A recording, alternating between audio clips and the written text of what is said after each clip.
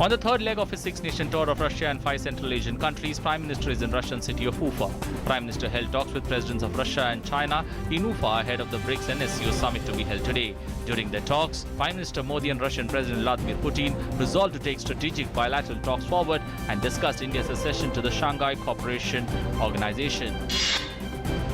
Prime Minister Narendra Modi also had a fruitful bilateral meeting with Chinese President Xi Jinping, their 5th meeting in a year on the sidelines of the BRICS and SCO summit in Ufa. Prime Minister Modi conveyed India's strong concern to the Chinese President over Beijing blocking New Delhi's proposal for action by the United States against Pakistan on the release of jailed Mumbai attack mastermind Zakirul Rahman Lakhvi. Prime Minister Narendra Modi met Iranian President Hassan Rouhani in Ufa today. The two leaders discussed various issues of bilateral importance.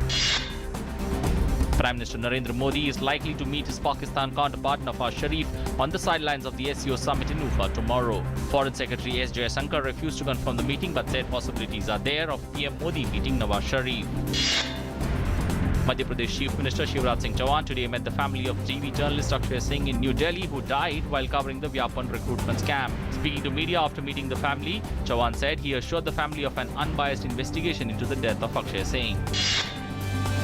The Supreme Court has transferred the Vyapan scam probe to the CBI. The Apex Court also ordered the investigation of deaths related to the scam.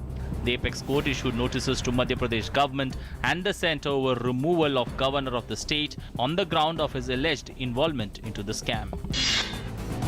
CBI has registered a case against activist Teesta Setalvad, her organizations and 2 others for alleged violation of the Foreign Contribution Regulation Act. The agency is probing into transfer of funds by US-based Ford Foundation to Sabrang Communications and Publications Private Limited, with which Setalvad is associated. ISRO is all set for the launch of its heaviest commercial mission. The mission will put 5 British satellites in orbit.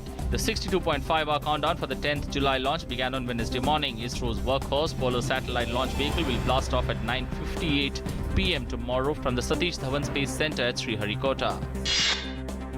Rain slashed Delhi this morning, leading to waterlogging in many areas and traffic disruptions. The minimum temperature settled 2 notches below the season's average of 25.2 degrees Celsius.